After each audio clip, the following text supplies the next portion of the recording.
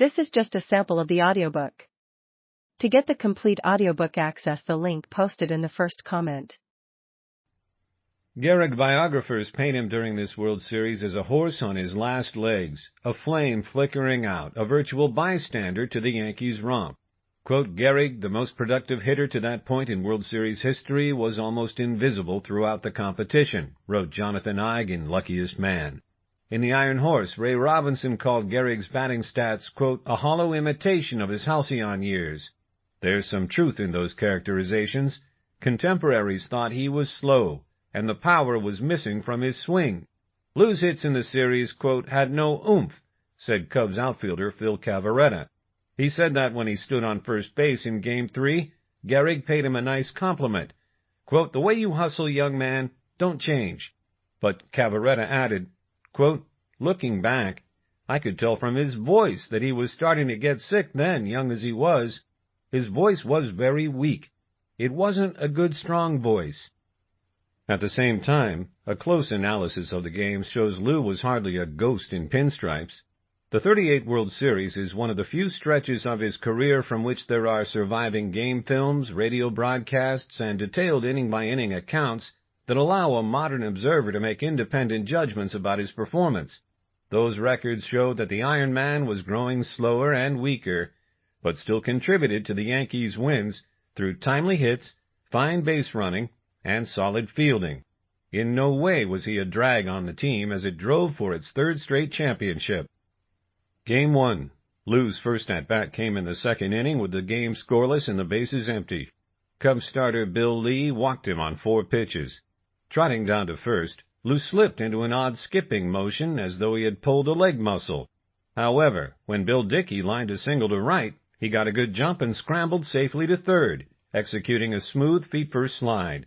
The game film suggests the throw from right fielder Cavarretta arrived at about the same time, just slightly off target, and that third baseman Stan Hack could have tagged Lou out. Instead, Hack rifled the ball to second in an unsuccessful effort to stop Dickey from taking an extra base. Lou ran home with the game's first run a minute later when Selkirk hit a grounder that was fumbled by second baseman Herman.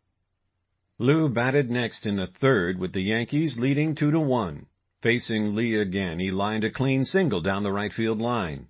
As always, he was aggressive on the base paths and decided to go for a double. But this time, the throw from the outfield, Cavarretta to Herman to shortstop Billy Jerges, beat him by several steps.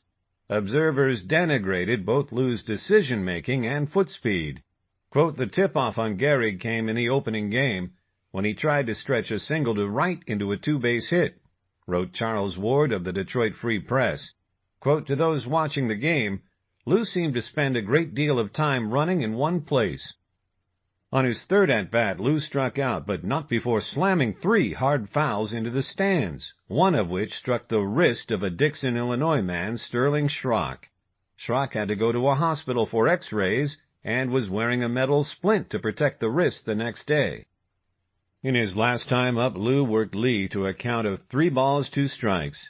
The next pitch came in low and outside. Lou thought about swinging, but pulled his bat back for what he assumed was ball 4 and began jogging down to first base. But catcher Gabby Hartnett whirled around and told the umpire, Charlie Moran, that Lou had tipped the ball into his glove. After a moment's hesitation, Moran agreed and called out, strike 3. This triggered an outburst from Lou that was not caught on film, but sounds like George Brett's crazed rush at umpires in the famous Pine Tar game. Quote, Lou yelled bloody murder, and for a time it looked as though the usually peaceful Iron Horse wanted to commit mayhem on the Kentuckian, said the Sporting News. Famed newspaper columnist Damon Runyon devoted ink to the rhubarb the next day.